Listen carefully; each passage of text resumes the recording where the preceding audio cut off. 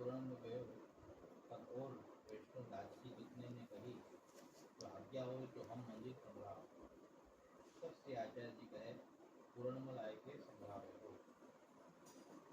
भाव प्रकार तो यही थे जो प्रभु ने पूरणमल को मंदिर संग्रह की आज्ञा दी है तो पूरणमल को मनोरथ सिद्ध कराओ।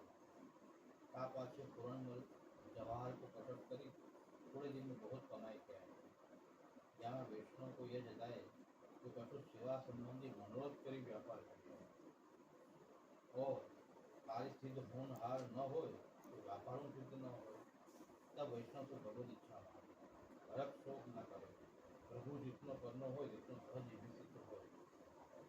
प्रभु को जितना करना हो जितना सहज ही सिद्ध हो। तो द्रव्य लेके पूर्णमल आए मंदिर सिद्ध कराए। तब से आचार्य जी आठों मुहूर्त तक एक ही किया कि गोवर्धन घर को मंदिर में पधराए। अक्षय तृतीया के दिन तब पूर्णमल ने बहुत द्रव्य खरीद आभूषण वस्त्र सामग्री भेंट आदि। तब से आचार्य जी प्रसन्न हो के पूर्णमल को कहे जो तेरो मनोरथ हो इसको राखे मत सब करियो। तब पूर्णमल ने श्री आचार्य जी को विनती करी महाराज अजराज मेरो मनोरथ है जो अपने हाथ से अति सुगंधित वर्ग श्रीअंग में समर्पण। तब से आचार्य जी के सुखेन मनोरथ करो। तब पूर्णमल ने अत्यंत सुगंधित वर्जा सिद्ध करी के सर्वांग में लगाए बहुत आनंद पाए। तब से आचार्य जी श्रीअंग को प्रसादी करना पूर्णमल को बढ़ाए पास द्रव्य बहुत बच्यो तो पूर्णमल ने श्री आचार्य जी को भेंट किया। भाव प्रकार तो पूर्णमल को मनोरथ जाते भयो जो पूर्णमल को लीला में नाम चित्त लेखा सकी जाते अपने स्वरूप को ज्ञान हो। तब श्री आचार्य जी को प्रसन्न जानी मन में विचार किया जो मैं मंदिर संग्रायो तो सेवा तो लीलाओं में मिलत कुंज समारोह की परंतु श्री आचार्य जी मुख्य श्री स्वामी के स्वरूप है तिनकी कृपा से कछु स्वयं की सेवा करेगा। यह विचारी अरज्ञा लेपन की सेवा से स्वामी जी अपने हाथ को प्रभु को समर्पित हैं। संयोग समय और विप्रयोग समय ललिता जी की ठाकुर को समर्पित हैं। काहे थे अरज्ञा से स्वामी जी के अंग के श्रीअंग के भाव को है तो कि स्वामी जी की कृपा बिना यह सेवा कहाँ मिले। तो श्री आचार्य जी की प्रसन्नता से पूर्णमल को मनोरथ सिद्ध हो। तो श्री आचार्य जी प्रसादी उपकरण अपने उठाए तामे सगरो शरीर पूर्णमल को अलौकिक मानसी सेवा योग्य रहेगा। ताकि पूर्णमल को भगवत सेवा नहीं बदलाई मानसी में मग्न भय मंदिर सौराए तामे विद्या सेवा सिद्ध भई कि हमें ये जताए कि भाव करी कि एक ही सेवा में फल है। एक ही दिन अरज्ञा लगाए धन करी मंदिर सौराए ताकि भाव बिना धन भरी धनुजा विद्या सेवा करिए परंतु मानसी फल रूप पावत नहीं तो प्रीति सो एक ही बार में फल पाए ताते प्रीति सर्वोपरि फल को सिद्ध करत है ये रहता है।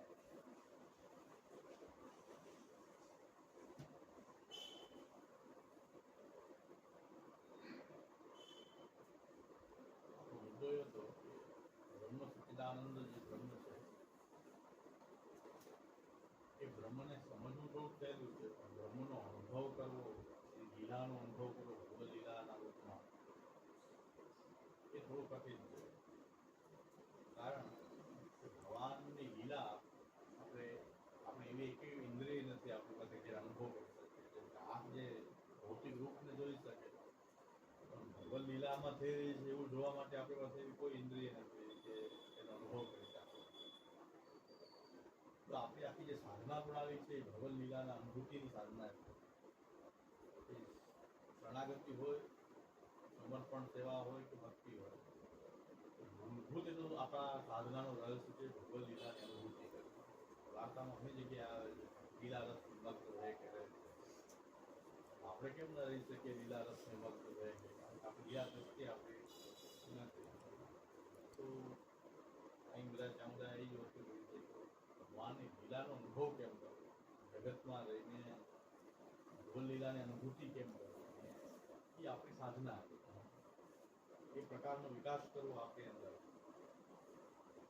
એક ઇન્સ્ટ્રુમેન્ટ છે। જેમ કે આપણા શરીરમાં કંઈ રોગ હોય તો બહારથી કોઈ જોવાથી કોઈ રોગ દેખાય નહીં એના માટે એક્સરે સોનોગ્રાફી આ બધા એક્સરે જોઈ લખવા પડે અંદર શું છે સોનોગ્રાફીથી ખબર પડે કોઈ MRIથી ખબર પડે એમને તો સારું એટલું સારું લાગી છે અંદર ઘણા કેટલા બધા રોગ છે એની માટે એક ઇન્સ્ટ્રુમેન્ટ જોઈએ એને કોઈ સાધન જોઈએ કોઈ ઉપકરણ જોઈએ જેના દ્વારા એ જોઈ શકે. ભગવન લીલા તો આમાં થઈ રહી છે બધે આપણી આજુબાજુ બધી જ ભગવન લીલા થઈ રહી છે.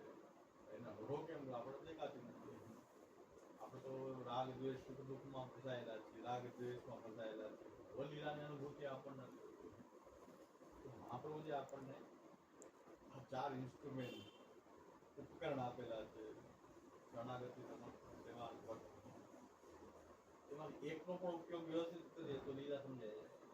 જો ચારે 4 કરી શકીએ તો એનું તો બધી ગોઠવાલ એક પણ ઉપકરણ એવું છે કે બરાબર જે પકડી નહીં આવે તો આપણે ભગવન લીલાની અનુભૂતિ કરી શકીએ. શરણાગતિથી પણ કરી શકીએ, સમર્પણ અને સેવાથી પણ કરી શકીએ, ભક્તિથી પણ આપણે કોઈ પણ એક ઉપકરણને બરાબર પકડી લઈએ. 4 આપણે જો કરતા હોય તો પછી અવશ્ય ભગવન લીલાની અનુભૂતિ થાય.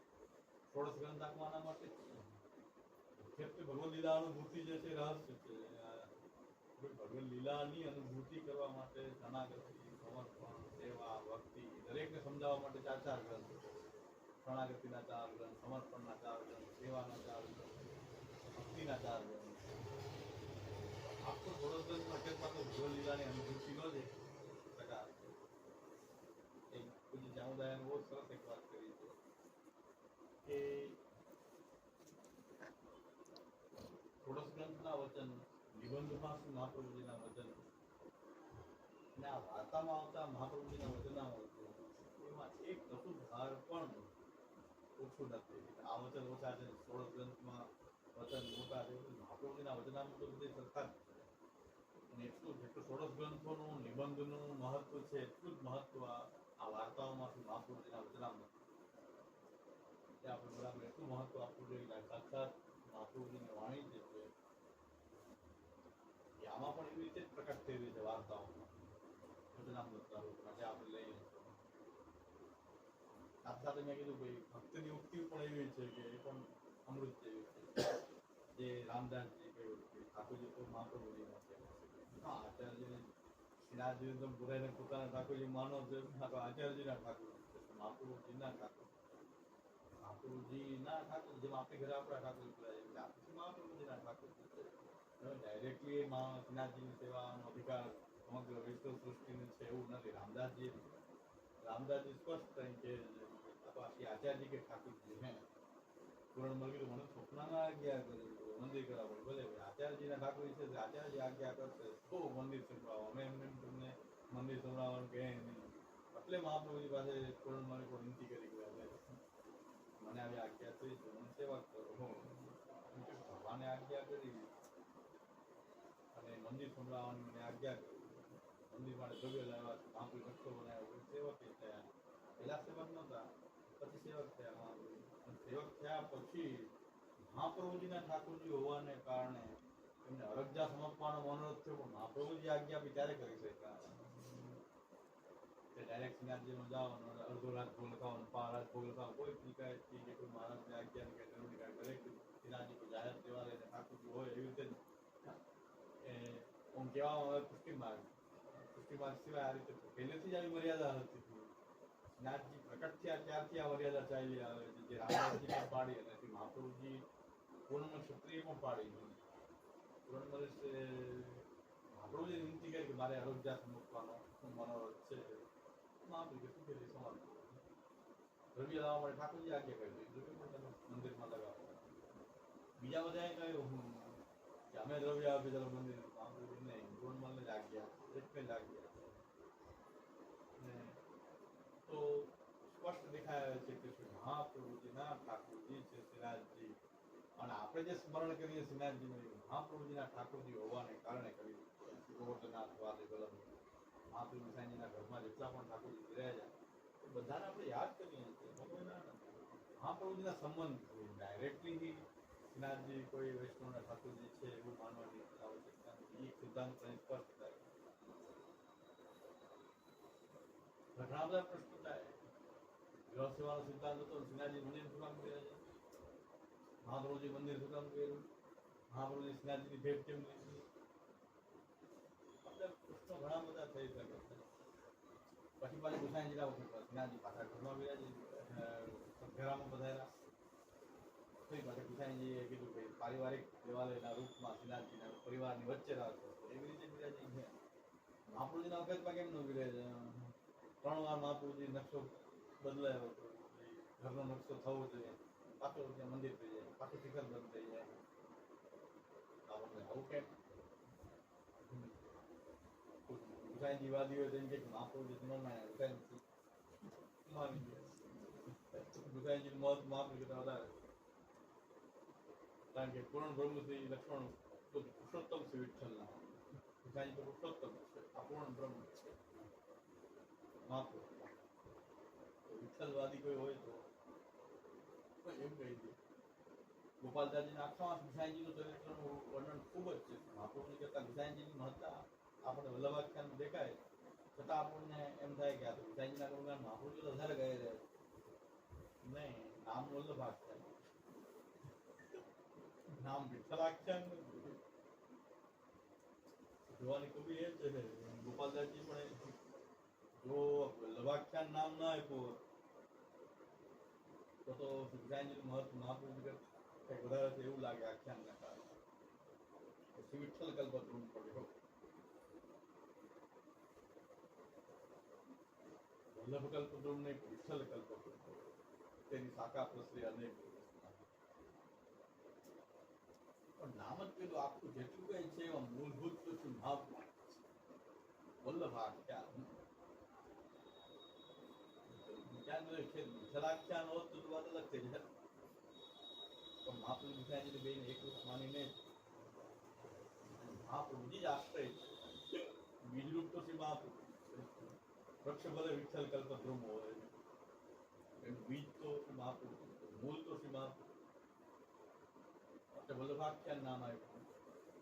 એટલે આમાં કોઈ શંકા રહેતી નથી. પણ આ બધી વાત જેટલી પણ આપણે વાતો આપણને થાય, આધુનિક મતમાં બધું એવું થઈ કે જે દિવસે શ્રીનાથજી મંદિરમાં બિરાજવાનું નક્કી કર્યું ત્યારથી પુષ્ટિમાર્ગનો સિદ્ધાંત. પુષ્ટિમાર્ગનો સિદ્ધાંત આ બધી વાતનું એક જ નિરાકરણ એક જ છે, ભગવદ લીલાને સમજવી. આપણી લીલા દ્રષ્ટિ નથી, એના કારણે પ્રશ્ન થાય. અને લીલા દ્રષ્ટિ આવી ગઈ કઈ પ્રશ્ન ન થાય. આપણા જીવનના પ્રશ્ન નથી, લીલા દ્રષ્ટિ આવી જાય આવતી નથી. પ્રયત્ન કરી થાય નહીં, ટાઈમ યાદ ન આવે. પછી ઘણી વાર બધું બધું આપણું ઘરે આખું બધું ચૂકાઈ જાય. ભૂલ પાછી પાછું વૃત્તિ એવી અંદર એક પશુ બેઠો છે, પાછું ક્યારે જાગૃત થઈ જાય એ નિશ્ચિત ન રહે. પણ આપણે સમજમાં તો ફસાવાનો પહેલા પ્રયત્ન કરીએ. આપણો આખો જે વ્યવહાર છે, બાલ્યાવસ્થાથી લઈ અને આપણી વૃદ્ધાવ સુધીનો જે વ્યવહાર છે, એમાં બાલ્યાવસ્થાને થોડીક બાદ કરીએ પછી આખો જે વ્યવહાર આપણો જે ચાલે એ આપણી સમજના આધારે ચાલે. એમાં બે સમજ છે. આપણી સમજ, એના આધારે આ કામના ઉત્પન્ન થાય. એ કામનાઓના આધારે, સમજના આધારે કામના ઉત્પન્ન થાય. અને કામનાના આધારે આપણે આપણી બધે કોઈ ક્રિયા કરીએ અને વ્યવહાર કરીએ. આખો આ બધી ખબર છે, પણ હવે દશેરા દિવસે થોડું દોડે ને એવું થાય. મારું તો એવું જ થાય. પછી બધું બહુ અફસોસ થાય. કંઈક બોલાચાલી થઈ જાય, કોઈ કંઈક કહેવાય જાય, પછી એટલું જ અફસોસ થાય કે આપણો ટાઈમ જ આપણને બધા ક્યાં ઉલજી ગયા આમાં. આપણે માં નથી જવાનું ટાઈમ આપણી સમજમાં જે હશે તો ક્યારેક તો આવશે. પાછળથી તો થયું ને પાછળથી ન થાય. માણસ એનો આનંદ મનાવજો, પાછળથી મને તો થાય કે ગમે એમ કહેવાય જાય. પછી પાછળ કે આ તો કઈ જરૂર નથી અને આ બધું કહેવાની કઈ જરૂર નથી. તો છતાં સમજમાં કંઈક થોડું ફસાવે, એના આધારે કંઈક આપણી કામના ઉત્પન્ન કરવી. હજારો વર્ષોના બધા અભ્યાસ છે કે એમને આપણે એમને કે અત્યારે તાત્કાલિક દૂર થયા, હજારો વર્ષો યાદ કરતા એવા. પશુ અવસ્થા હોય ત્યારે યાદ કરતા હોય. પશુને કાંઈ કામ નહીં, એટલે મિલકત ની કાંઈ જગ્યાએ ઝઘડતા હોય. મને એમ થાય આપણે કઈ મિલકત ન ઝઘડો આનો. પસંદ તો કાંઈ નહીં તોય આપો સૈયા બરાબર એને છે ને જોયું છે સમજાય હોય નહીં હોય છે આ તો બધું આપણું એમ નહીં કે હશે પ્રશ્ન નહીં હોય કાંઈ કારણ નહીં ચાર પગાર જે હોય એના એરિયા બીજા એરિયામાં જઈને બધા ઝઘડો થઈ જાય કે આ એરિયામાં કેમ આ એનું એરિયા નહીં કાંઈ નહીં લેવાનું દેવાનું એનો એરિયા ફિક્સ બીજો કોઈ આવ્યો નથી કે આપણી માની બેસતા કે અમારો એરિયા છે આપણે એટલે જ થાય છે આપણે એવો ઝઘડો કરે કે આપણા ઘરને માની બેસે કે આપણો એરિયા છે આમાં કોઈ મિત્ર આપણું લઈ ગયું તો આ લઈ ગયું તે લઈ આપણે એવા સેમ વસ્તુ સેમ જ કરીએ એ જે કરતા હોય આપણે આપણી ભાષામાં કરતા હોય એની ભાષામાં એટલે મને એમ લાગે પહેલા પછી એવું લાગે આવતા પાછું વૃત્તિ કરી આપણે શું આમાં ફેર એમાં મનુષ્યમાં કાંઈક મહાપ્રભુના સેવક તરીકે તો ખોટું જ થયું તો નક્કી થઈ જાય શું થાય મને યાદ આવે તો પછી કોકને કંઈક કહેવાય ગયું છે માફી માંગી દઉં મારો સ્વભાવ છે ને કહેવાય ગયું તમારો દોષ નથી પણ મારો દોષ એ પછી મને યાદ આવે ગાઉં જઈને ન કહી દઉં ત્યારે શાંતિ ન થાય એને કહી દઉં દીવાલો શું થાય તો ભૂલો કહી દઉં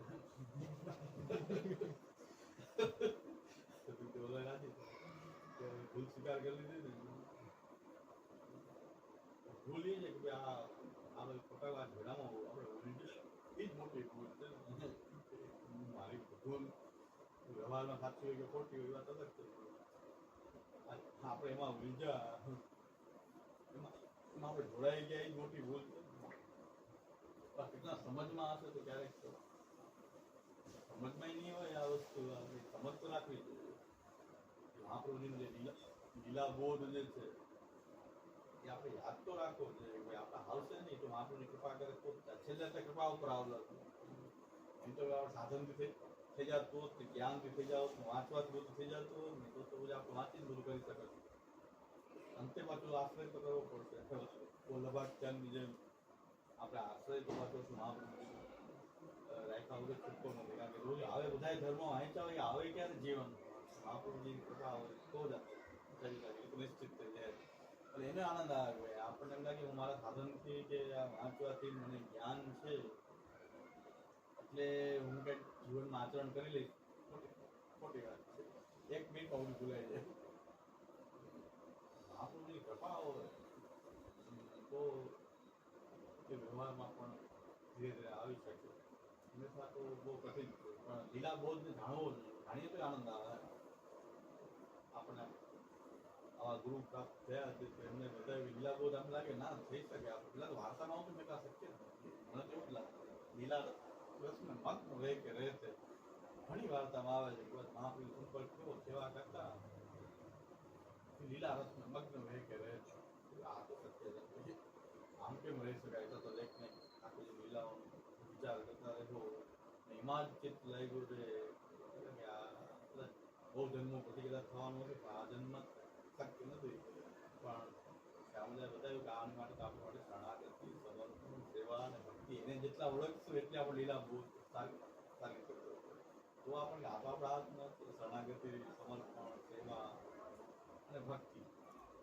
આ ચાર ઉપકરણ છે ઇન્સ્ટ્રુમેન્ટ છે લીલા બોધના આપણે ડાયરેક્ટ છલાંગ વાર્તાથી છલાંગ મારવા જઈએ કે વાર્તામાં ભક્તને થતું હતું એમ ન થાય શરણાગતિ સમર્પણ સેવા અને ભક્તિના ઉપકરણથી જોઈએ તો બધે લીલા ભેગા હે જેમ એક્સરે દેખાવા માંડે ને આખો એક્સરે દેખાવા માંડે એવી દ્રષ્ટિ જ થઈ જાય કે આ કેવી લીલા છે કઈ પ્રકારની લીલા છે એવી દ્રષ્ટિનો વિકાસ કરવા માટે મહાપ્રભુજી આપણને આ સંપૂર્ણ પુષ્ટિમાર્ગના સાધના પ્રણાલી આખી પાછળ લીલા બોધ એટલે વાર્તામાં આવે છે કે લીલા રસ અમલ કરે કારણ કે મહાપ્રભુજીની આજ્ઞાઓને એમણે ચુસ્ત રીતે અમલ કર્યો એના કારણે એમને લીલા બોધ એની અંદર વિકસિત મહાપ્રભુજી બરાબર સમજ્યા એટલે મહાપ્રભુજી ભાઈ ગમે બોલ કૃપા બધા એમાં સમજી જ લેવાનું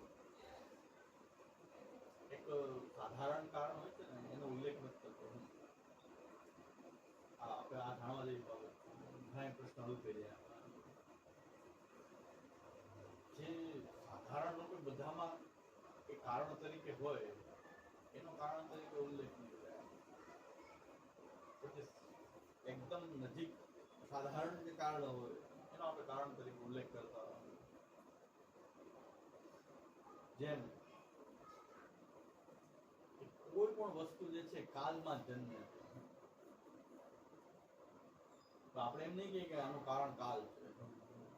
એનો ઉલ્લેખ નહીં થાય. ભાઈ ઘડો બહેનો માટીમાંથી બહેનો, તો માટી પેલા કાલ છે, દિશા છે, પરમાત્મા છે. આ બધી વસ્તુ સાધારણ રીતે બધે આ કારણ તો રહેલા જ છે. કાલ વગર તો ક્યાંથી ઘડો આવી, માટી ક્યાંથી આવી? આપણે કહીએ માટી કારણ છે, ઘડાનું કારણ માટી. પણ ડાયરેક્ટલી આપણને માટી દેખાય છે એટલે આપણે એનું વર્ણન કરીએ. અને બીજું એક સાધારણ રૂપે કાલ છે દરેક વસ્તુનું કારણ છે, એટલે આપણે કારણ તરીકે ઉલ્લેખ નથી કર્યો. એ સોનાનું કારણ છે, માટીનું કારણ છે, જગતના કોઈ પણ પદાર્થનું કારણ છે. કાલ તો છે અન્યાય શાસ્ત્ર કાલ દિશા એ બધામાં કારણ છે. તો એનો કારણ તરીકે ઉલ્લેખ તો માટીનો જ થશે. આનું કારણ શું છે? ઘડાનું કારણ શું છે? માટી, જેમાંથી ઘડો પડે છે. તો ખાલી માટીમાંથી નથી થતો. કાલ તો છે, પૃથ્વી છે, આ બધા તત્વો તો રહેલા. પૃથ્વી, જલ, તેજ, વાયુ, આકાશ. આકાશ સાધારણ બધું જ છે. આકાશ વિના તો ક્યાંથી આવી ગયું? બધી જગ્યાએ બધી વસ્તુ રહે, પણ ડાયરેક્ટલી જે કારણ જે છે એ જે અસાધારણ રૂપે આપણને દેખાય એ સાધારણ નથી. કેવલ માટીમાંથી જ ઘડો બની શકે, કાલમાં બધું બની શકે. આકાશ બધામાં હોય શકે, જે બધામાં હોય અને કારણ તરીકે હોય એનો ઉલ્લેખ નહીં થાય. છે તો ખરું, ઉલ્લેખ ન થાય એટલે નથી એવું નથી. એવી રીતે લાલુ ભટ્ટીએ પણ આ વસ્તુની ચર્ચા કરી છે. લાલુ ભટ્ટીએ પણ ચર્ચા કરી છે. લાલુ ભટ્ટીએ એમ કહ્યું કે કોઈ એમ કે મને ભગવતીના સંગથી ભગવાનને પ્રાપ્ત થયો. ભગવતી સંગ એક કારણ છે ભગવાન મળવાનું. કોઈ એમ કે મને નામથી ભગવાનનો પ્રેમ થઈ ગયો. નામ એક કારણ. અજામેલને કે નામથી નામ હોય. કોઈને આના સંગથી થયું, કોઈ કે પ્રવચન સાંભળવાથી, કોઈને ગ્રંથ સાંભળવાથી, કોઈને ગ્રંથ વાંચવાથી થયું, કોઈ ગ્રંથ પાઠથી, કોઈ ભાગવત પાઠથી થયું. ઘણા વાર એમ કહે છે કે હવેલી જવાથી પુષ્ટિ માર્ગ સમજાણો. હવેલી જતા હતા એટલે અમને થોડું ઘણા ખબર પડે પુષ્ટિ માર્ગ છે. એમ હોય છે. લાલુ ભટ્ટી કહે છે કે આ બધી વસ્તુ તમે એમ કહો છો, પણ મૂળભૂત વસ્તુ તમે સમજી લેવાની જરૂર છે કે ભગવાનની કૃપા સર્વ મૂળભૂત કારણ એ છે કે ભગવાને આ દ્વારા તમને આ મેળવવા માંગે છે. મૂળભૂત ભગવાન એવું વર્ણન કરેલું હોય, એવી કૃપા હોય, ભગવાનની ઈચ્છા, કૃપા જે કહેવાય કે આ નિમિત્તથી તમને આ પ્રાપ્ત થાય. એટલે તમને મૂળ તો પ્રભુનું એ પ્રકારનું. બાકી બધા એની વસ્તુ બધાને લાગુ પડે. એક ભાઈનો સંગ કરવાથી કોઈને ભગવાન પ્રીતિ થઈ, એનો 10 જણા સંગ કરતા હોય. એના પરિવારના બધા એ પાછા એનાથી વિમુખ ચાલતા હોય. તમે આનાથી ભગવાન એનાથી તમારી ભગવાનની કૃપા હતી અને ભગવાન એવું વિચાર્યું હતું કે આના સંગથી તમને હું પ્રાપ્ત થાઉં. પ્રભુ જે છે મૂળભૂત તો આપણે એ નથી દેખાતું. આપણે આના સત્સંગથી થઈ ગયું, આનાથી થઈ ગયું. પ્રભુ એવું વર્ણન કરેલું હોય. ઠાકોરજી શ્રી મહાપ્રભુ આપણી માટે બે એક જ છે. ઠાકોરજી મહાપ્રભુજી વિચારેલું હોય તો કોઈના સંગથી, પ્રવચનથી, ભાગવત પાઠથી, ગ્રંથ પાઠથી, એને ગ્રંથ બધા પાઠ કરતા હોય. કોકને ભગવત ભાવ થાય છે, કોકને નથી થતો. નામે બધા જપતા હોય, દરેકને પ્રેમ થઈ જાય એવું જરૂર. પ્રભુ એવું વિચાર્યું હોય જેના માટે જેમ વિચાર્યું હોય એવું થાય. મૂળભૂત રીતે ભગવત કૃપા જ કારણ છે. આ બધા બીજા બધા તો આપણે ડાયરેક્ટલી જે થયું હોય ને આપણે એને કારણ ગણીએ છીએ. મૂળભૂત તો ભગવત કૃપા બધે હોય તો જ આપણું સુખ થાય. એટલે બધે સમજી લેવું જોઈએ કે ભગવત કૃપા હોય તો કોઈના સત્સંગથી પણ ભગવાનનો પ્રેમ થાય, ગ્રંથથી થાય, પ્રવચનથી થાય, જેનાથી થવું. તો ભગવત કૃપા મુખ્ય છે. આપણે એને માનતા નથી. ભગવત કૃપા માનવા તૈયાર નથી થતા. બીજાને ગમે ઘણા કે વલ્લભપુરના બાળકનો સંગ થયો એના કારણે તો આ બધું થયું. હવે એ બાળક સિદ્ધાંત ન પાલન કરતા હોય તેમ હવે આનો સંગ કેમ કરાય? એનાથી તો થયું. એનાથી નથી થયું. ભગવાન એવું વિચાર્યું છે એટલે થયું. ભગવત કૃપા કારણ છે. એ લાલુ ભટ્ટીએ આપણને કીધું બધા પ્રશ્ન જોવા મળે. અજામિલને નામથી જો મળી શકવાનું પ્રભુ એના વિશે એવું વિચાર્યું. દરેક એમ કઈ ખૂબ ખરાબ કામ કરે ભગવાન નામ લે બધાને વિષ્ણુ દૂધ લેવા આવશે હોય એવું કઈ માનવાની જરૂર નથી. ભગવાન એવું એના વિશે એવું વિચારે તો જોયું આપણી માટેનું ભક્તિ ઉપાય છે. આચાર્યની વાણી અને એમના આદર્શ પ્રમાણે ચાલવું એ જ આપણી માટે જે આજ્ઞા છે એ પ્રમાણે ચાલવું આપણી માટે ઉપદેશ અને આજ્ઞા એ પ્રમાણે ચાલવા સિવાય કોઈ બીજો કોઈ વિકલ્પ નથી. અને એમાં આ ચાલતા ભગવાનની કૃપા હોય.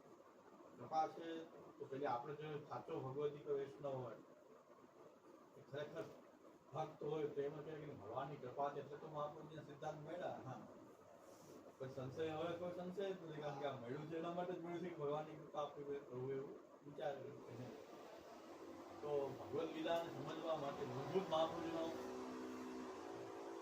જે ભેદ જે છે ભગવદ લીલાને સમજાવવું છે. ભગવદ લીલાને સમજાવવા માટે મહાપ્રભુ આચાર્ય ભગવદ લીલા સમજાય જાય તો બધું બધા પ્રશ્ન હલ છે. કેવલ આનંદ, લીલા તો આનંદનો સાગર છે. આનંદ આનંદ સુખ દુઃખ બધું આનંદમાં સમાય લીન થઈ જાય. આનંદ આનંદ સુખ દુઃખ બધીમાં મર્જ થઈ જાય. આનંદમાં સુખ હોય દુઃખ હોય આનંદમાં એ બધું આનંદ એકવાર પ્રકટ થઈ ગયો, આનંદને સમજી ગયા તો આ બધું સમજાય જાય. એટલે આપણે એ સમજવા પ્રયત્ન કરવાનો છે. પેલા બ્રહ્મ સચ્ચિદાનંદ છે એટલે સત એટલે હોવું, ચિદ એટલે એનું જ્ઞાન, હોવાપણાનું જ્ઞાન હોવું, અને આ જે સત અને ચિત્ત જે છે એનો અનંતતા અપરિચ્છિન્નતા જે છે એ આનંદ છે. પછી જે સદંશ જે છે એ ચિદંશ જે છે એ સદંશથી આખી રૂપ સૃષ્ટિ થાય, ચિદંશથી નામ સૃષ્ટિ થાય, અને આ સચ્ચિત આ રૂપ સૃષ્ટિ નામ સૃષ્ટિ જે છે એ અનંત છે, એ આનંદ છે.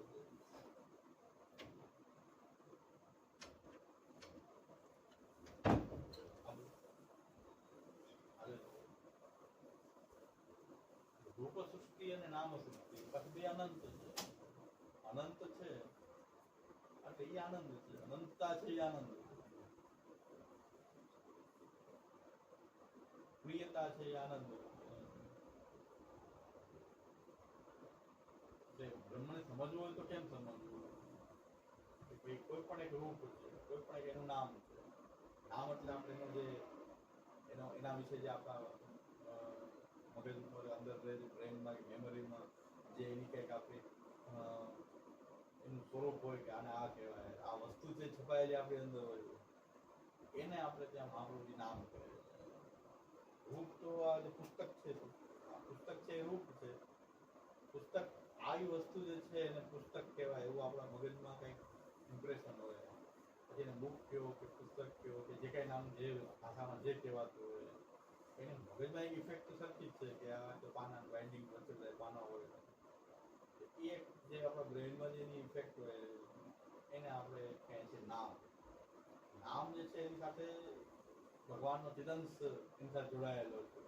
આ રૂપ સાથે જે ભગવાનનો સદંશ જોડાયેલો છે. સચ્ચિદાનંદ બ્રહ્મનો સદંશ એટલે હોવું, જે વસ્તુ હોય એનું કંઈક રૂપ હોય અને ભગવાનનો સદંશ છે આની અંદર.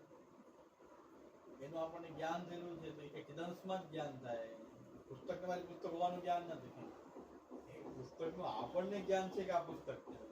પુસ્તક હોવાનું જ્ઞાન આપણી અંદર રહેલું છે. એ ચિદંશ વિના તો એનું જ્ઞાન કેવી રીતે થાય કે આ પુસ્તક. અને જેટલા પણ આવા ત્રણથી લઈ અનેક પ્રકારના ફોર્મ સૃષ્ટિનું ગણતા જ અહીંયા આપણે એક રૂપ, બે રૂપ, ત્રણ, ચાર, છેલ્લે અનંત થઈ જાય. અનંત તમે બતાવી ન શકો, અનંત સમજી તો શકો. જગતભરની અંદર અનંત કોટી બ્રહ્માંડની અંદર જેટલા પણ આવા રૂપ રહેલા છે કેટલા ગણતા જાય. પાણા, પથ્થર, આ તે જીવ, જંતુ, મનુષ્ય, પશુ, પક્ષી, વૃક્ષ, એ અનંત. આપણે જીવ સૃષ્ટિ જોઈએ તો કે જીવડા જોઈએ તો એમાં કેટલી વિવિધતા, કેટલી અનંતતા. સાચા ખોટા મેસેજ જે ફરતા હોય એક મખમલ જેવા કીડા બતાવે છે કે તમે નાખતા ને આ ભેગા કરજો. એક આ કીડા જે છે એક કીડાની કિંમત 75 લાખ રૂપિયા. ત્યારે આપણને આપણે જ્યાં કીડા ભેગા કરતું તો 75 લાખ રૂપિયા એક કીડાની કિંમત.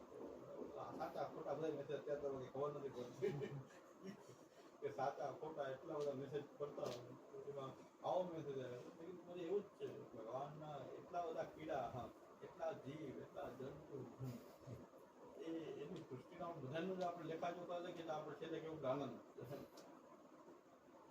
છે. એટલે દરેક વસ્તુમાં અનંતતા સમજી શકીએ આપણે. જેટલા નામ, જેટલા બધા એનું કંઈક ને કંઈક નામ હશે, ક્યાંક ને કંઈક રૂપ છે, તેની સાથે કંઈક એને કંઈક કહેવાતું તો હશે, બ્રેન્ડ ને કંઈક છાપ તો હશે.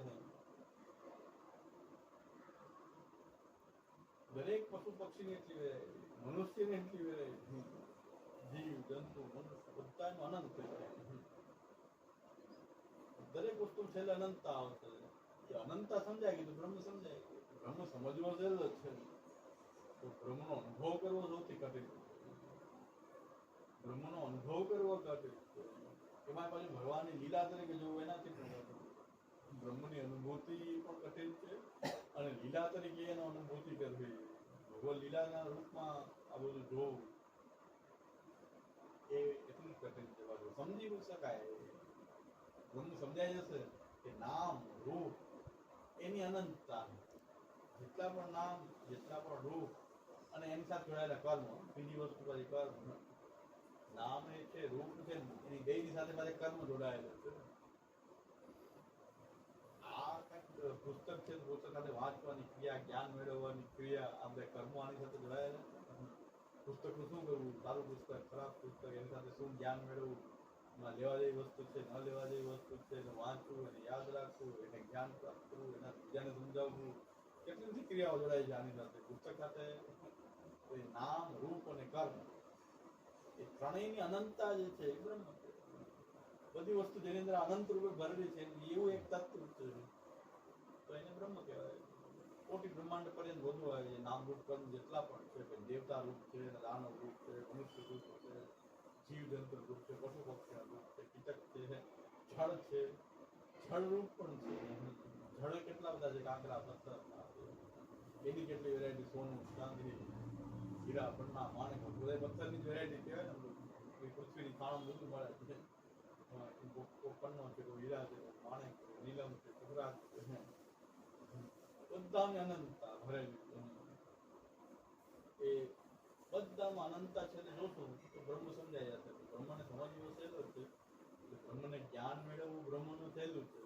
બ્રહ્મ જ્ઞાન બહુ સહેલું છે, પણ એની અનુભૂતિ કરવી, પોતાને બ્રહ્મ તરીકે અનુભવ કરવો, જગતને બ્રહ્મના રૂપમાં, બધું બ્રહ્માત્મક હોવા છતાં બ્રહ્મ જ દેખાય. આપણે નામ રૂપ કર્મમાં આપણે અટવાઈ જાય, પણ બધા બ્રહ્મ છે એ સમજવું પાછું કઠિન છે. નામ રૂપ કર્મ જે અનંત રૂપે ભરેલા છે એ બ્રહ્મ છે. બ્રહ્મ બધે દેખાવો, સચ્ચિદાનંદ બ્રહ્મ દરેક જગ્યાએ દેખાવો. જે વસ્તુ છે એક્સરે માં જે દેખાય છે અંદર છે તો ખરું ને, પણ એ એક્સરે આપણને કઈ બધા આંખમાં એક્સરે નથી એટલે આપણને બધાને એવું દેખાતું નથી. એક્સરે જેવી આંખ હોય તો ખ્યાલ આવી જાય કે શું છે. એક્સરે જેવી આંખ થાય એ ભગવાનની લીલા. એક્સરે જેવી નથી આવી આપણને હાંકી જાય બધું સૌંદર્ય કલા કંકાલ તંત્ર બધા દેખાય હાથપીંજે નાચતા એવું જ લાગે. એ એક ભગવાનની કઈક લીલા છે.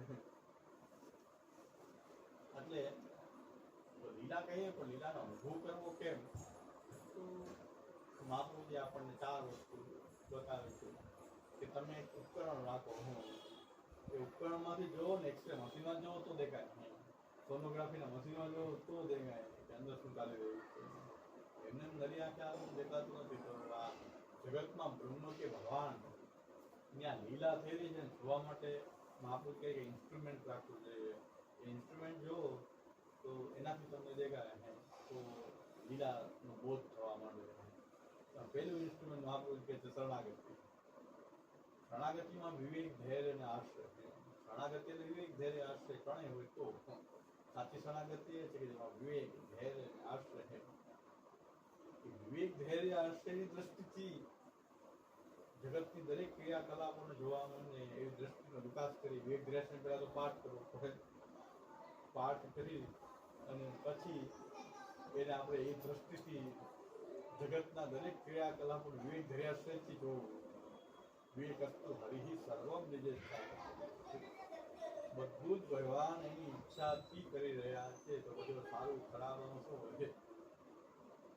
સારું ખરાબ, ઊંચું નીચું, ગમવું ન ગમવું, રાગ દ્વેષ, સુખ દુઃખ, એનું કોઈ મૂલ્ય નથી. કારણ કે વિવેકસ્તુ હરિ સર્વમ નિજેચ્છા. ભગવાન એની ઈચ્છાથી જ બધું કરી રહ્યા છે. એ ભગવાનની શરણે થઈ જવું. અને શરણે થઈ જવું અને એ શરણાગતિને આપણે દ્રઢ કરતા રહીએ, વિવેક ધર્યાશ્રય દ્રઢ કરતા રહીએ, લીલા બોધ ધીરે ધીરે આપણે બધું એમ થવા મળે. ભગવાન એની ઈચ્છાથી બધું કરી રહ્યા છે. જે કરી રહ્યા છે એ લીલા.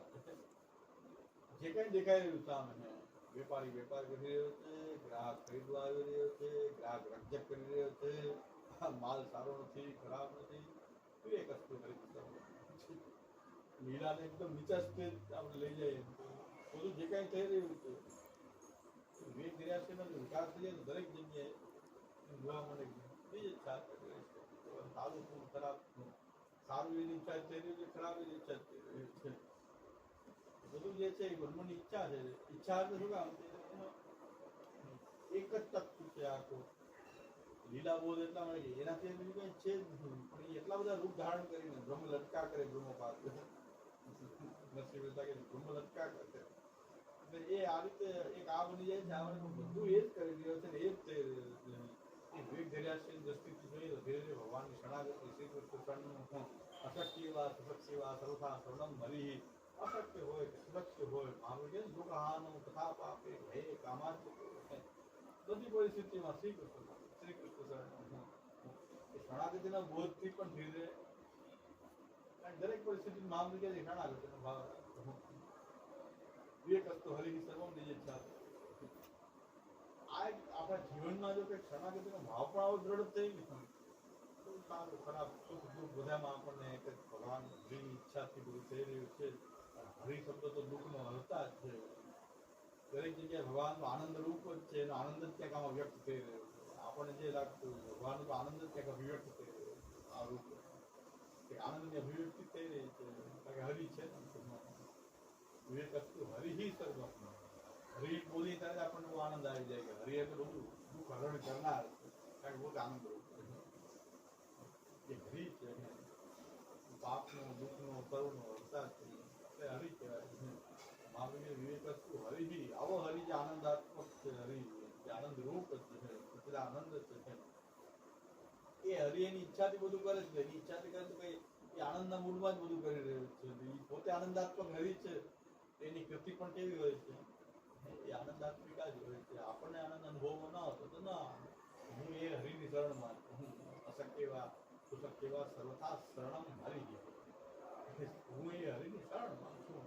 તો દરેકમાં લીલા બોધ ધીરે ધીરે આપણો વિકસિત થઈ જાય. બધી હરિની લીલા છે.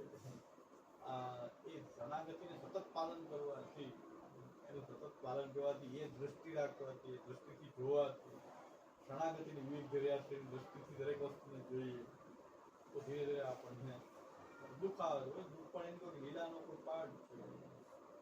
સારું અનુકૂળ હોય કે પ્રતિકૂળ હોય, બધું લીલા છે. કારણ કે એ જ બધું કરી રહ્યો છે. એક જ તત્વ છે. એના સિવાય કોઈ તત્વ જ નથી. એક જ આખું ભગવાન જ એક તત્વ છે. તો પછી સારું ખરાબ કે આપણને લીલા બોધનો અનુભવ થાય. પછી ઘણા કે લીલા બોધ અનુભવ થાય શું કઈ કરવું જ નહીં, નિષ્કર્મણની આવી જશે આપણી અંદર ઘણા એવો બોધ થાય. ના ના, એનો પ્રતિકાર કરવો હોય પણ લીલા ભાવથી કરવો. પ્રતિકારે કરવો પડે. કોઈને ખરાબ હોય ખરાબ કહેવું પડે, સારું ને સારું કહેવું પડે. રાગ અને દ્વેષથી નહીં, લીલા બોધ. કોઈ આપણને ભગવાન આપણે રોલ છે આપણો કે આપણે ભગવાન આપવાથી અપેક્ષા રાખે તમે આમ કરો એટલે કરીએ. સારું થાય તો ઠીક છે, ખરાબ થાય તો લાભ મળે તો ઠીક છે, નો લાભ થાય તો બેયમાં ભગવાનની ઈચ્છા. પ્રયત્ન કરવાની મનાઈ નથી. પ્રયત્ન ખાલી હરી વિવેકસ્તુ હરિ સર્વમ બીજે ચાલો કાંઈ નહીં કરી, બીજે જ છાત્ર કોઈ આપણે લીલાને સમજતા નથી. તમને હાથ પગ આજે બધું મગજ હાથ તો જ્ઞાનેન્દ્રિય કર્મેન્દ્રિય બધું પ્રભુ આવ્યું છે તો એની અંદર સુધારવા માટે થોડી આપ્યું છે.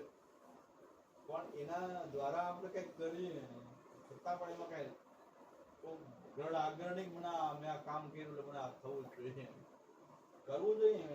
ન થાય તો પણ ત્યાં એક તિરુક્ત ધૈર્યમ આમ તે આવી દ્રષ્ટિ જો વિકસિત થઈ જાય તો કર્મ તો કરવું છે, કામ તો કરવું જ છે, કંઈક આપણે જે કંઈ કરવું પડે એ કરવું પડે. પણ એની અંદર આપણે રાગ દ્વેષ સુખ દુઃખ અને રાગ દ્વેષમાં આપણે ફસાઈ જઈએ, એનાથી બહાર નીકળી જઈએ. કારણ કે આપણને ભગવદ લીલાનું કંઈક બોધ થવા માંડે.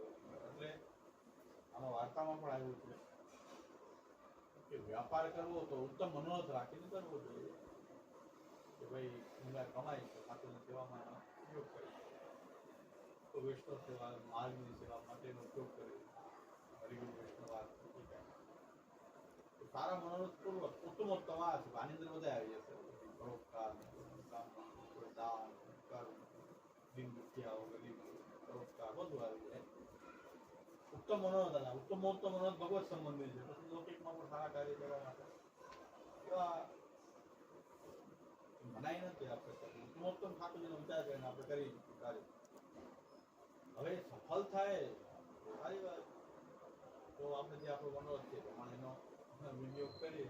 ન થાય તો મોટું દુઃખ કરવાની જરૂર નથી. ન થાય તો ભગવત ઈચ્છા નહીં થઈ ગયું ને. વિવેક અસ્તુ હજી તો બીજે લીલા બોધ થઈ ગયો. સફળ થવું એ લીલા છે, વિફળ થવું એ લીલા છે. વચ્ચે કર્મ આવી ગયા, આપણે કર્મ પ્રયત્ન બધું આવી ગયું. પરિણામ બે છે કે શું હોય કાં સફળ થાય કાં નિષ્ફળ થાય. સફળતા નિષ્ફળતા ની વચ્ચે આપણો પ્રયાસ પુરુષાર્થ બધું છે. તો આ બે છેડામાં લીલા દેખાય આપણને. બે સાથે તો બે આ સફળતા નિષ્ફળ થતું, નિષ્ફળ થાય તો ભગવાન લીલા છે. કારણ કે વિવેક વસ્તુ હરી સર્વમ આપણે વિવેક ધર્યા છે શરણાગતિમાં છે. વિવેક વસ્તુ હરી સર્વમ બીજે છે આપણે કરી શકીએ. શરણાગતિ આ રીતે ધીરે ધીરે આપણે શરણાગતિના પાલન દ્વારા વિવેક ધર્યા છે એની દ્રઢતા દ્વારા પણ આપણને ધીરે ધીરે છેલ્લે શરણાગતિથી પણ આમ કંઈક લીલા બોધ ભણવાના થઈ શકે. કારણ કે શરણાગતિના નિયમો જ એવા છે. વિવેક વસ્તુ હરી સર્વમ બીજે જ છે જે કાંઈ થાય છે ટોટાલિટી બધું આવી ગયું. તમારો પ્રયત્ન આવી ગયો, સફળતા આવી ગઈ, નિષ્ફળતા આવી ગઈ, કેમ જીવવું બધું આવી ગયું. વિવેક વસ્તુ હરી સર્વમ બધું સર્વ માટે જે કાંઈ થાય છે તે બધું ભગવાન ઈચ્છાથી થાય છે. કારણ કે આખી સૃષ્ટિ એને પોતાના માટે જ પ્રકટ કરી છે. એનાથી બીજું કંઈ છે જ નહીં. બધું પોતાના સ્વરૂપનો જ વિસ્તાર છે. તો એના સ્વરૂપનો વિસ્તાર છે પોતાના રમણ માટે સૃષ્ટિ પ્રકટ કરી છે અને એ જ બધું કરી રહ્યો છે. તો શરણાગતિ દ્વારા શરણાગતિ અને ઇન્સ્ટ્રુમેન્ટથી આપણે આ બધી જીવનના ક્રિયાકલાપો એને છે. આપણા જીવનના આ ને આ જીવન છે. પણ જેની પાસે શરણાગતિ નથી એને જીવનમાં કંઈ દુઃખ આવે તો એ એકદમ ભાગી જાય. સુખ આવે તો એટલો બધો એમ થાય કે આ એટલો પ્રયત્નથી આ મને બધું પ્રાપ્ત થયું, એટલો બધો અહંકાર વધી ગયો હોય. કારણ કે એમ થાય કે મેં પ્રયત્ન કર્યો એના કારણે સફળ થયો, હું જ જેમ પ્રયત્ન કરતો એમ સફળ થતો જાય, અહંકાર વાળો થઈ જાય. દુઃખમાં બિચારો એકદમ દિનહીન થઈ જાય. શરણાગતિ જો હોય તો એટલો અહંકાર ના આવે કે ભાઈ આ તો ભગવાનની ઈચ્છાથી આ પ્રાપ્ત થયું તો નિર્મળ ભગવાનની ઈચ્છાથી આ બધું પ્રાપ્ત થયું છે. બાકી તમે પ્રયત્ન બધા કરે છે, બધા 20 કલાક કામ કરે છે, બધાને કંઈ સફળતા મળે જેવું જરૂરી નથી. આપણને મળી જાય ભગવાનની ઈચ્છા વિવેક વસ્તુ હરી સર્વ નિશ્ચિત બધા ન થાય તો ચાલો દુઃખી થવાની જરૂર નથી. ઈચ્છા નહીં ભલે એ જ આમાં ભાવ પ્રકાશમાં કીધું ઉત્તમ મનોરથ કરકે દ્રવ્ય આદિ કમાવાનું વ્યાપાર કરનો જો મનોરથ સિદ્ધ હોય તો મનોરથ કરનો, સિદ્ધ ન હોય તો ભગવત ઈચ્છા જ આપણે ભગવાનની ઈચ્છા નહીં હોય. આવું મારી પાસે આવી પ્રકારની સેવા લેવાની ઈચ્છા નહીં હોય ઠાકોરજી એટલે ન શરણાગતિ હોય બીજા લોકો જેમ અહંકારી થઈ જાય સુખમાં દુઃખમાં એકદમ થાકી જાય, દિનહીન બની જાય. બે વસ્તુથી આપણને શરણાગતિ બચાવી અને ભગવાન જેમ રાખે એમ રહેતા શીખવાડે છે એને શરણાગતિ. પ્રભુ જેમ રાખી રહ્યા છે આપણો સમુદ્ર છે, આપણે તો પડી ગયા છે સમુદ્રમાં, જેમ પ્રભુને લઈ જાવ તો લઈ જાય.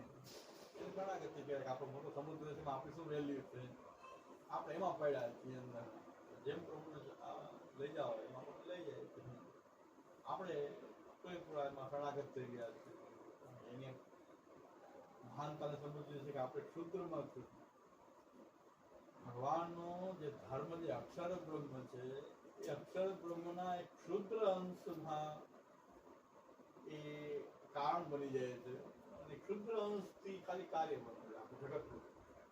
એનાથી અક્ષર બ્રહ્મનો કેટલો જગત જેટલો અક્ષર બ્રહ્મ નથી, એ તો એક ક્ષુદ્ર અંશમાં જગત બની ગયું.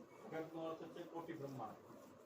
જે કાંઈ કોટી બ્રહ્માંડ છે એ બધા એક સામાન્ય ક્ષુદ્ર અંશમાં જેના હોય એ કેટલો મહાન.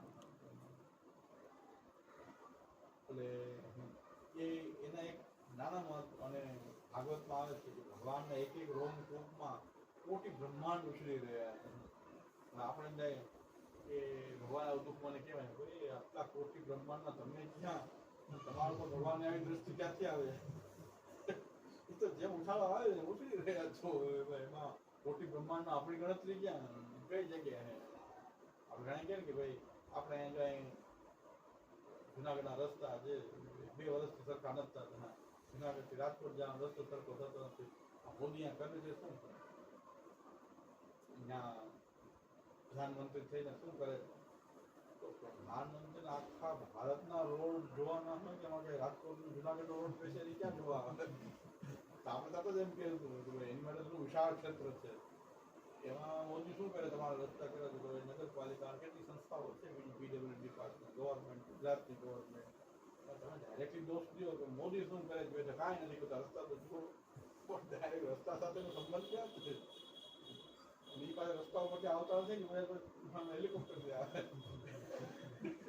રસ્તા ઉપર ચાલતા જ નથી. એટલે એમાં રસ્તા ક્યાંથી દેખાય? તમારા જુનાગઢ હેલિકોપ્ટરથી આવતો હોય તો અહીં ક્યાં પસાર થઈ જાય હેલિકોપ્ટરથી. જુનાગઢમાં આપણે શું તકલીફ છે એને કેમ ખબર?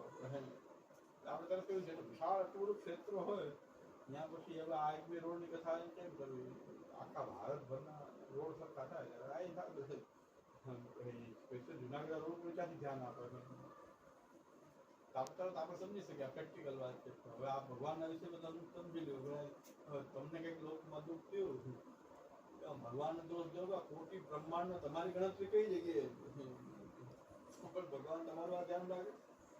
આટલું મોટું ક્ષેત્ર છે કોટી બ્રહ્માંડ, કરોડો બ્રહ્માંડમાં આપણે ક્યાં, કઈ જગ્યાએ, કઈ કેટલા ક્ષુદ્ર કેટલા એક ક્ષુદ્ર અંશમાં કોટી બ્રહ્માંડ, એમાં આપણે ક્યાં, કઈ જગ્યાએ આપણે સ્થાન? તો આવા મહાન ભગવાન જે છે એના એક આપણે અંશ છીએ એવી ભાવના રાખીને એની શરણમાં રહીએ ને, અને એ સમજી જાય તો આવો ક્ષુદ્ર લાગે. એ ભગવાનના આપણે શરણાગત, એમાં આપણે પડેલા છીએ, આનંદના સમુદ્રમાં આપણે પડેલા છે. પછી આ બધા જે શુદ્ધ છે આપણે બહુ શુદ્ધ છે, કારણ કે જે બ્રહ્મને જાણી લે પોતે બ્રહ્મ જ છે, પોતે પોતાની વ્યાપકતા સમજી જાય કે હું એમાં પડેલો છું, એનો અંશ છું, ભગવાનનો અંશ છું. ભગવાન તો કેવો આનંદ રૂપ છે, તો હું આનંદ રૂપ જ હોવું છું, મને દુઃખમાં ફસાવવું નથી. શરણાગતિના ભાવથી ત્યાં સુધી આપણે ભગવાનના સ્વરૂપનું નિરંતર રીતે આપણે શ્રવણ કરતા રહીએ તો ભગવાનના આ મહાત્મ્ય સમજાય. એ જાગૃત એવું એનું મહાત્મ્ય છે. સુખ દુઃખની વાત એમ થોડી કહેવાય, આપણે શરણે જ રહેવાય. સુખ દુઃખની વાત આપણે જે છે કારણ કે એને ખબર જ છે અંતર્યામી છે, પાછા અંતરમાં તો કહેવાય છે, એને કઈ કહેવાની આવશ્યકતા નથી. અને જે કષ્ટો હરવી બીજે છાતક કરી છે જે કષ્ટ એમાં આપણું હિત જ હશે, કારણ કે પોતે આનંદરૂપ છે, આનંદ જ કરતો તો દુઃખનો કોઈ સવાલ આવતો નથી. તો એ શરણાગતિથી ધીરે ધીરે આપણી સમજ વિકસે. એના આધારે શરણાગતિના આધારે જ આપણી કોઈ કામનાઓ પણ એવી જ થાય, અને એના આધારે આપણે ક્રિયાકલાપ આપણે થાય, અને એના આધારે આપણો વ્યવહાર જગતમાં જોવાનો એવો થઈ જાય. શરણાગતિથી લીલાભૂત પણ એ થઈ શકે, શરણાગતિથી લીલાભૂત એ થઈ શકે. ખાલી અષ્ટાક્ષર જપવાની એટલે હોય દરેક પરિસ્થિતિ મારે મનુષ્ય પર યુદ્ધ છે. ભગવાન કે યુદ્ધ કરવા મારું સ્મરણ કરતા કરતા કરો. આપણે જગતના યુદ્ધમાં આવી ગયા જ નહીં. યુદ્ધ જ ચાલે આખો દિવસ, આપણે આખો દિવસ સાંજ સુધી આ યુદ્ધ જ ચાલે. પરિવાર, ઘર, બાર, યુદ્ધ જ ચાલતું સતત. ભગવાન યુદ્ધ તો કરે કરવું તો છે, તારે નિશાસે તો નહીં. મનુષ્ય મારું સ્મરણ કરતા કરતા કરે, આપણે શ્રી કૃષ્ણ સ્મરણ કરતા કરતા એટલું પણ થઈએ તો ધીરે ધીરે લીલા બોધ વિકસિત થઈ જાય. દરેક પરિસ્થિતિ છે, હાનિ હોય કે લાભ હોય, જીવન હોય કે મરણ, મારે શીખવું છે. હું ભગવાનનો છું, પ્રભુનો શરણાગત છું. આ ભાવ આવી ગયો તો ધીરે ધીરે દુઃખમાં ટૂંકમાં આપણે જે આપણને ખબર નહીં પડે આપણે કેટલા બધા સ્થિર છીએ. એ હસ્તાક્ષર ખાલી જપવાની ટેવ પડી ગઈ. શ્રી કૃષ્ણ મારે એક જ નિશ્ચય કર્યો, મારે હસ્તાક્ષર ભગવાનનો હું શરણાગત છું. અને યાદી રાખવા માટે હું સતત શ્રી કૃષ્ણ હું પ્રભુનો આશ્રિત છું. આશ્રિત હોય પછી શું ચિંતા, સારું ખરાબ જે કરે એ જ કરશે. હવે તો આપણે એને આશ્રિત છીએ. તો દરેક પરિસ્થિતિમાં યાદ રાખવા માટે આપણે શ્રી કૃષ્ણ જપતા આપણો એક પેલું આ ઉપકરણ છે શરણાગત. શરણાગત પણ ધીરે ધીરે લીલા દૃષ્ટિ, લીલા બોધ નો અર્થ શું? સુખ દુઃખ રાગ દ્વેષ બધું સમાન લાગતું લીલા બોધ. બધું ભગવાન લીલા, સુખ હોય તો ભગવાન લીલા છે, દુઃખ પણ ભગવાનની લીલા છે, અનુકૂળ ભગવાન લીલા છે, પ્રતિકૂળતા ભગવાનની લીલા છે. એવું જો થઈ જાય તો લીલા બોધ થઈ ગયું. તો પછી એવું બધામાં દેખાવા માંગતું હોય તો લીલા મગ્ન રહે તો આપણે જેમ બધા રહેતા હોય. નંદદાસ રહે તો ઘર में जैसे રહે તો બતાવો. બધા જાણે કઈ ભાન પડતું નથી, ભાન પડે. મૂળભૂત રહસ્ય જ ખબર છે આ લીલા. લીલાના ઘણા બધા ભેગા થયા એટલી પૂરી થશે બધા ક્યાંક ખોટી જાય જ્યાં રોડ રાખવા લીલાના કારણે ભેગા થયા. એ લીલા ચાલી રહી છે પ્રભુની. પણ આપણે થોડો એની લીલા જોયા કરવી જોઈએ. સાક્ષી થઈ ભગવાનની લીલા. સાક્ષીનો ભોવતા કરેલા છે મહાપ્રભુ. સાક્ષીનો ભોવતા કરેલા આપણે જોઈ જાય પ્રભુ શું કરવા માંગી રહ્યા, શું કરી રહ્યા. મહાપ્રભુજીએ સર્વનિર્ણયના સાધન પ્રકરણમાં એમ કીધું છે સર્વમ સહેત પરુષમ સર્વેષામ કૃષ્ણ ભાવના વૈરાગ્યમ પરિતોષમ ચ સર્વકાના પરિચય. જીવનમાં વૈરાગ્ય અને સંતોષ છોડવો નહીં. મહાપ્રભુ વૈરાગ્ય અને સંતોષ નહીં છૂટે. અને જે કાંઈ થયું એમાં કૃષ્ણ ભાવના, જે કાંઈ થઈ રહ્યું છે એમાં કૃષ્ણનો ભાવ. કૃષ્ણ આ રીતે પોતાની લીલા કરી રહ્યો છે.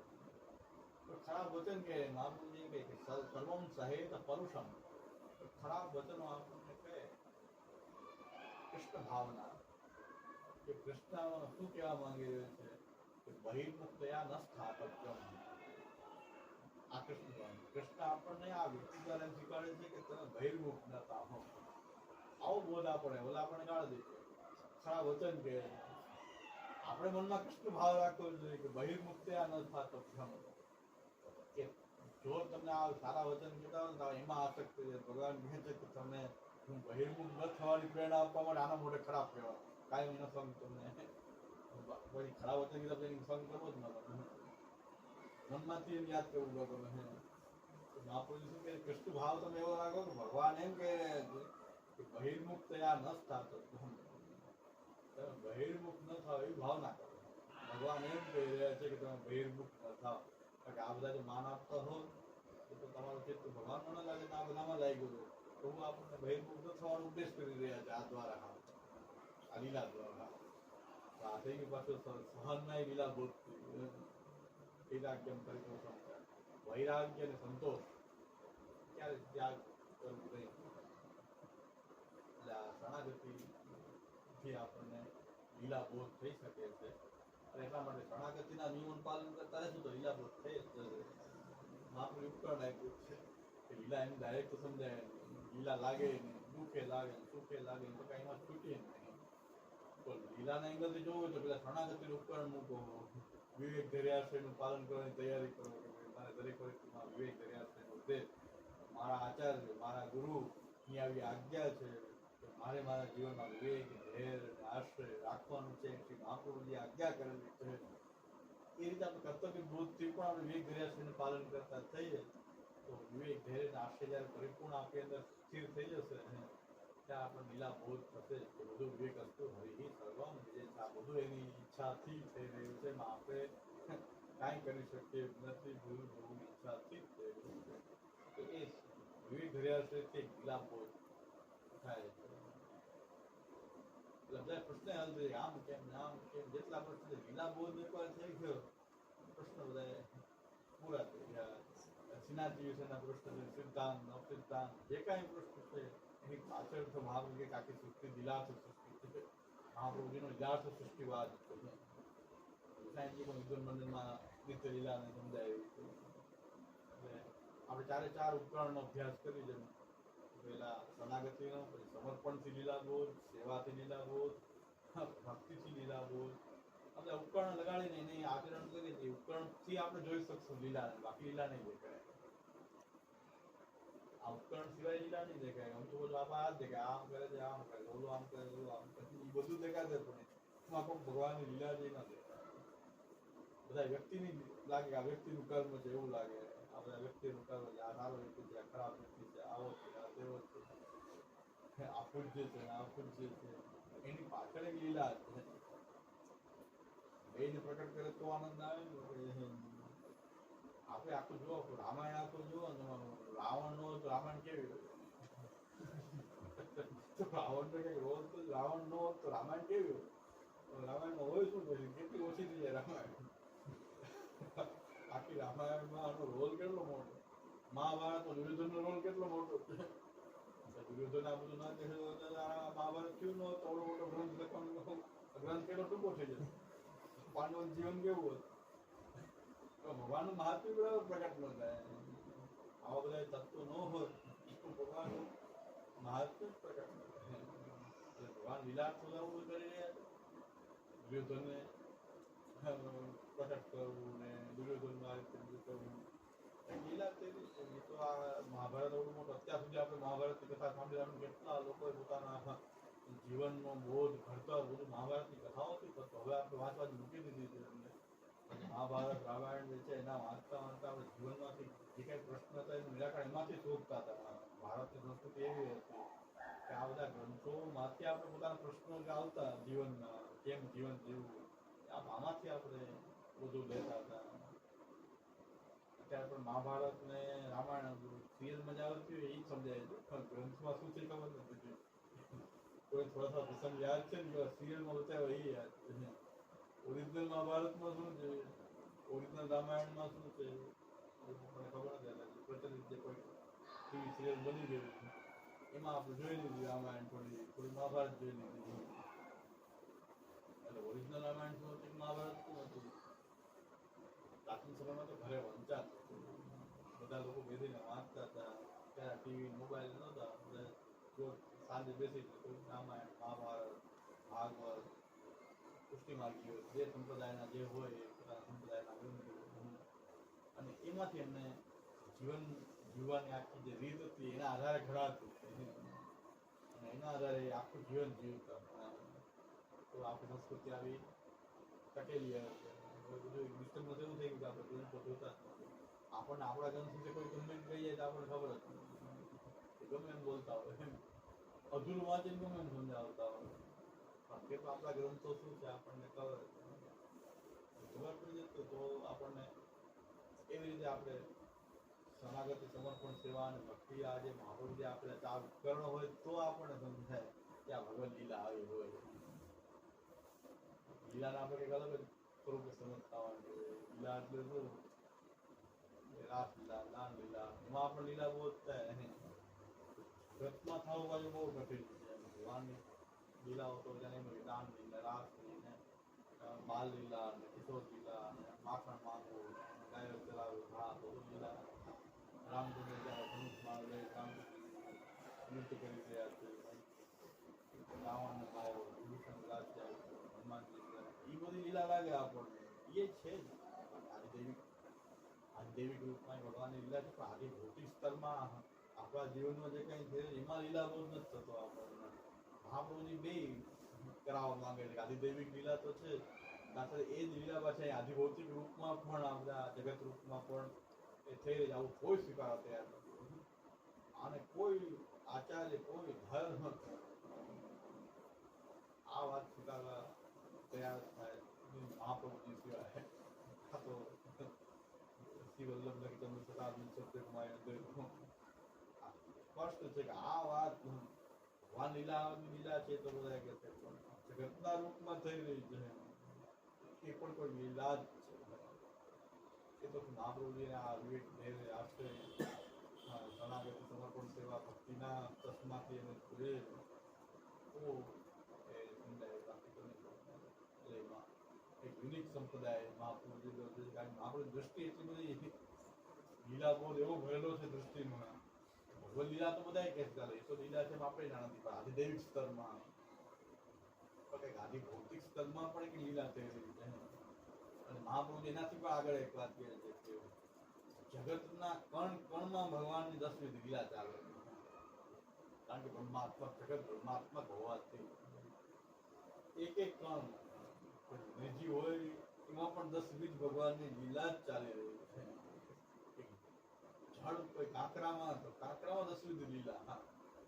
આ મહાપ્રભુની બહુ દ્રષ્ટિ છે. મહાપ્રભુની દ્રષ્ટિ એટલી બધી છે કે જગત કોઈ વસ્તુ 10 લીલા ન ચાલતી એવું ન બને. કારણ કે જગત બ્રહ્માત્મક હોવાથી બ્રહ્મનો અંશ હોવાથી 10 લીલા તો બ્રહ્મની લીલા ચાલશે જ. એટલે આપણા મૂળ આ સમજી જાય તો આવા તો બધા જ ગ્રંથ આવી ગયા. મહાપ્રભુના બધા જ ગ્રંથ આવી ગયા. બધા ગ્રંથનું તાત્પર્ય ભગવાન લીલા રૂપ એને જોવું, જગતને લીલા રૂપ દેખાવું છે.